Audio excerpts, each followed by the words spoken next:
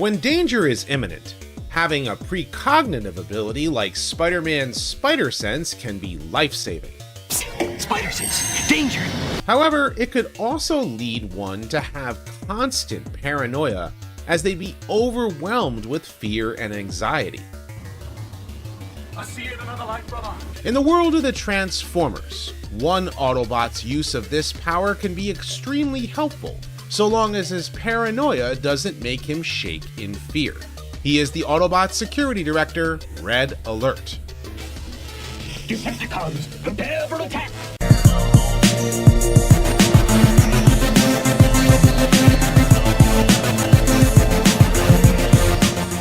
I'd like to thank my patrons and my channel members for your continued support.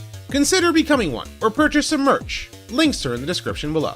Like many figures in Takara's original Diaclone toy line, the new Countach LP500S figure was also released in a police deco. Hasbro imported the first version of the figure in red to be part of their Transformers toy line as the Autobot Sideswipe in 1984. While plans were made to release the police variant of the figure, Hasbro decided that since they already had a police Autobot with Prowl, to change the color of the Countach into a fire chief's car, which is typically used by fire chiefs to make command decisions during fire emergencies. Released in 1985 with a new squad of Autobots, he was given the name Red Alert. New Autobots join Optimus Prime, Smokescreen, Trax, Hoist, Inferno, Red Alert, and Grapple. In his bio, as written by Bob Budiansky, Red Alert was the Autobots' paranoid security director. Thanks to his sensors, nothing escapes his notice, no matter how small. This allows him to fire on Decepticons with his shoulder-mounted rocket launcher and his particle beam rifle. However, his paranoia and edginess make him unpopular with his fellow Autobots, even though he is very good at his job. Despite his tendency to make rash judgments, Red Alert ensures the Autobots are safe from danger with his ability to trigger their internal electronic alarms. Like many of the Transformers introduced in 1985, Red Alert first appeared in the two-part Season 2 episode, Dinobot Island, without explanation. The details for that I've covered previously. Are you ready, Inferno? Ready, Red Alert! I'm always ready for action! Voiced by Michael Chain, Red Alert's role as security director made him overly cautious, and his paranoia sometimes would annoy his fellow Autobots. I warned you guys, there was trouble. You always say there's trouble, Red. Despite this, Red Alert garnered a close friendship with the gung-ho fire rescue Autobot, Inferno. The two frequently teamed up to help put out fires as Red Alert sensors were able to detect danger. Pitch in, Inferno, or do you want me to do it all by myself? Their friendship was put to the test in the episode Auto Berserk. While protecting a device known as the Negavator, Red Alert asked Inferno to guard him as the Decepticons attacked. Inferno chose to abandon Red to help fight off the Decepticons, which resulted in Red Alert being badly injured by a missile strike. With his circuits damaged, Red Alert began to blame everyone around him. Don't give me any of that. You just want to disassemble me for spare parts. Never. I won't let you. This paranoia led him to team up with Starscream to steal the Negavator. However, Starscream betrayed Red Alert and blasted him with his Null Ray, which in turn stabilized him. When the Negavator was destroyed, the base was caught in a blaze and Red Alert was trapped inside. Fortunately, Inferno came to their rescue as the two mended their friendship. With friends like these, real friends, it's easy to be brave. Red Alert's desire for safety made him the perfect choice for one of the few public service announcements produced late in Season 2. While they directly copied the same PSAs used for G.I. Joe, remember, if you have to ride when it's getting dark, have the right equipment. And wear bright clothes. Now we know. And knowing is half the battle. G.I. Joe! they were unfortunately never aired. If you have to ride when it's getting dark, have the right equipment. And wear bright clothes. Now we know. And knowing is half the battle. The Transformers! However, they were made available on several of the original cartoons DVD sets. In addition, Red Alert's toy was discontinued in 1986. Now Optimus wants me out of the way too. It's a plot. And he would have been one of the many casualties seen in Transformers the movie. While riding on Ultra Magnus with Trax and Sideswipe, they would have taken down Devastator during Optimus Prime's heroic charge. Unfortunately, the Constructicons would have returned fire, killing Red Alert as the Autobots escaped. His corpse would have been seen during the battle of Optimus Prime and Megatron. However, these scenes were cut from the finished film. Did those characters actually die, or did those characters, If you see him die, you don't have a body either. You have no proof of death. That's the answer to that. While many of the 1985 Autobots were introduced into the G1 Marvel Comics, Red Alert was notably absent from the US run, outside of a monochrome-colored frame in the G.I. Joe Transformers crossover, and miscolored on the cover of the 41st issue. However, Red Alert showed up in an early UK exclusive story, with no explanation, helping his fellow Autobots stop a malfunctioning Brawn. Red Alert would later appear alongside Rodimus Prime as they traveled back in time from the future to stop the universe from being destroyed by Galvatron's meddling in the past. While no additional figures of Red Alert were produced during G1, his alt mode of a Fire Chief's car served as inspiration of the Autobot headmaster, Siren. Red Alert also made a brief appearance in the G2 comics, but he was quickly killed off by G-Axis. Ignoring the G2 comics, Red Alert also appeared in the Regeneration 1 comics, acting as security on Cybertron, and later assisted Rodimus Prime in the war to end all wars. During development for Transformers Armada, Aaron Archer created a new rescue-themed medical Autobot that took inspiration from RoboCop and Super Sentai. Since the name Ratchet was unavailable at the time, the character was named Red Alert. Transforming into a rescue-themed SUV, Red Alert came packaged with his Minicon partner, Longarm, who activated Red Alert's play features. This included his handheld blaster, a chest-firing disc launcher, and memorable sound effects.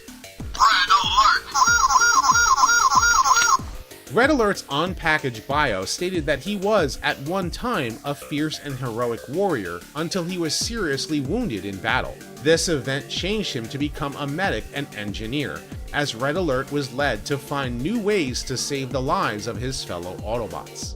As seen in the Armada anime, Red Alert came to Earth alongside Optimus Prime in search of the Minicons. Voiced by Brian Dobson, Red Alert took this mission seriously with a flinty demeanor. Don't worry, Carlos. I am mechanical, so I do not feel the sensation of pain as you know it. You still feel pain though, right? Sorry, your question is not relevant to our mission. This didn't sit well with Hotshot at first. Hotshot's view of him changed, of course, when Red Alert rescued him from the Decepticons. Are you okay? Never better. As more Autobots joined Optimus Prime, Red Alert spent more time at the base, and kept his fellow Autobots in tip-top shape. When Smokescreen was mortally wounded by Megatron using the Requiem blaster, Red Alert saved his life by rebuilding him into Hoist. On the return trip to Cybertron, the Transformers were heavily damaged battling Nemesis Prime.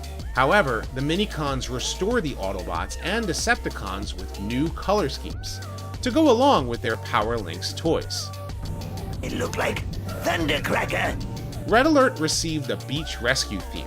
Interestingly, the International Red Cross sued Hasbro for use of the Red Cross logo on the first Armada Red Alert toy, and as such, his new figure had to change the symbol used on the vehicle. In addition, all medical-themed characters had to use a different rescue symbol, or nothing at all, moving forward in all new toys and in fiction. Outside of the similar story told by Dreamwave, Red Alert was absent for Transformers Energon. In Japan, however, Red Alert went by the name Ratchet in Micron Legend. As such, the name Red Alert was applied to the rookie police Autobot Prowl in Superlink. Red Alert returned in Transformers Cybertron as the Grand Black Hole threatened to destroy Cybertron. While in search for the Cyber Planet keys, Red Alert accompanied Hotshot to the speed planet Velocitron. Unfortunately, Hotshot's overconfidence and eagerness to race soon butted heads with Red Alert. I'm not sure you even care about our mission anymore. Or Cybertron. No! Take that back! Despite their disagreements, Red Alert still helped keep Hotshot in the race for the Cyber Planet Key with some assistance from human ally Cody Hansen. After their victory, Red Alert assisted his fellow Autobots in repairs. Unfortunately, Red Alert along with Hotshot and Scattershot were gunned down by Megatron. Thanks to energy channeled through Earth's Cyber Planet Key, the 3 Autobots were rebuilt by Primus, as Red Alert took on a new alternate mode of an armored missile truck. They were soon dubbed the Cybertron Defense Team, as they were given the mission to protect their home world from a swarm of insect-like scrap metals. From there, Red Alert and the Cybertron Defense Team assisted their fellow Autobots until the war was over. During development for Transformers Animated, a female reimagining for Armada Red Alert was meant to be part of the initial cast. However, the character was dropped and Ratchet was chosen instead. She would eventually show up in the show's 3rd season premiere episode as part of Team Athenia. Voiced by Tara Strong, Red Alert gave medical attention to Hotshot as they battled against the Decepticon Team Char. The damage is too severe. I'm gonna have to amputate. What? Don't worry. Cybertron service will issue a replacement leg within 6 to 8 solar cycles. While these new versions of Red Alert took the spotlight during the 2000s, the original version of Red Alert still had many new figures released over the years in various Transformers toy lines. While most of them were usually redecos of Sideswipe, there were a few exceptions such as his Vinyltech figure in 2005 and his Legends class figure in 2008. In a strange case of mistaken identity in the Transformers Universe toy line in 2003, Red Alert's fire department logos and colors were used on a redeco of Robots in Disguise Prowl, but his name was mixed up and he was accidentally named Inferno. Likewise, this was also the case for a Walmart exclusive Spy Changers Prowl figure that came packaged with a yellow Optimus Prime. Even 2015's Robots in Disguise Sideswipe used a Red Alert inspired deco. G1 Sideswipe also had a Red Alert alternate color scheme in the game Transformers Devastation. In addition, Red Alert's G1 figure was reissued in the early 2000s. This gave Takara the opportunity to release a Red Alert in his original Diaclone colors as a new character, the Autobot Clampdown. Released as an eHobby exclusive in 2003 alongside a black deco of Sideswipe named Deep Cover, Clampdown was an unsophisticated and kind-hearted police bot. Working with Deep Cover, the two teamed up with Japanese police officer Miko Tezuka to help crack down on crime. Throughout the years, G1 Red Alert has had all but brief appearances in Transformers media, including a brief cameo in Transformers Armada. In the Dreamwave comics, a continuity mix-up placed Sideswipe in 2 different locations. To fix this before the issue was published, the Autobot fighting the techno-organic virus was recolored as Red Alert.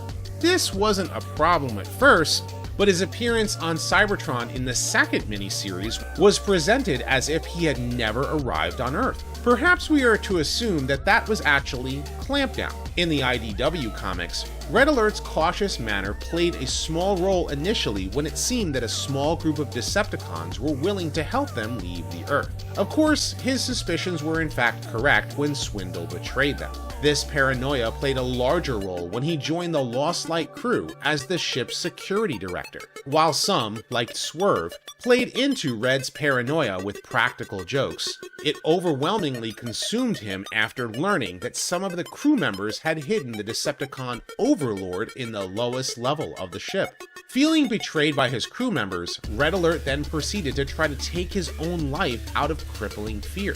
Upon recovery, Red Alert left the ship and became a navigator for the new duly appointed enforcer of the Tyrest Accord, Fortress Maximus. As it turned out, Red Alert's paranoia was actually the result of being brainwashed by Sentinel Prime as a sleeper agent years ago. When Sentinel Prime returned, he activated Red to betray his fellow Autobots. Red Alert did manage to overcome his brainwashing and turned on Sentinel Prime, allowing the Autobots to destroy him once and for all. Returning to toy store shelves in the War for Cybertron trilogy's Siege toy line in 2019, Red Alert transformed into a Cybertronian Fire Chief car. This of course prompted his appearance in the War for Cybertron trilogy's animated series on Netflix. However, even though his design was based on his G1 self, this Red Alert served as the Autobot's medic instead of acting as security director. I was a doctor before the war.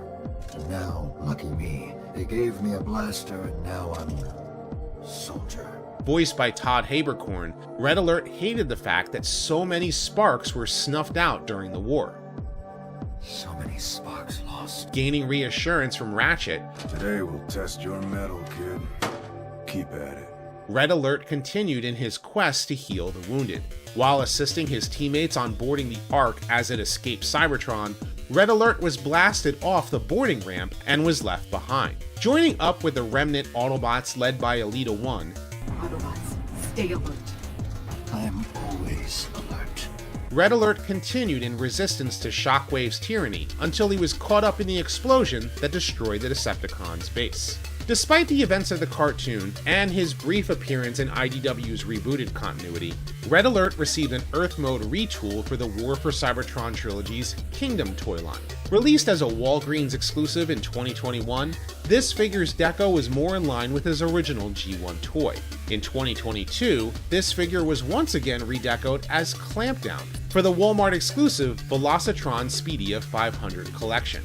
Red Alert also made a small cameo in the film Transformers 1 as one of the many cogless Cybertronians forced to work in the mines. Most recently, in 2025, a new figure for Armada Red Alert has been revealed for Transformers Age of the Primes. While he doesn't have his Minicon partner or any lights and sounds, he is equipped with various arm attachments and his missile launcher. According to promotional material, Armada Red Alert is a direct descendant of Prima Prime, giving a root of his desire to care for his fellow Cybertronians. Whether it's keeping the Autobots away from danger despite dealing with paranoia, or repairing any injured in battle, the various characters bearing the name Red Alert are sure to embody the Autobot cause. Sounding the alarm when trouble is afoot, the Decepticons can rarely get one past them. Whether or not any version of Red Alert will appear in future Transformers stories, we'll just have to wait and see. Come on, Soundwave, make my day! But what do you think? What role is Red Alert better suited to, and what is your favorite version of the character? Leave your thoughts in the comment section below. And if you like this video, be sure to thumbs up and subscribe. I have many more Transformers videos like this coming soon, so stay tuned. And as always, until next time, till all are one. Sorry, Chief, it looked like a friend of mine. No two ways about it. I gotta take that vacation.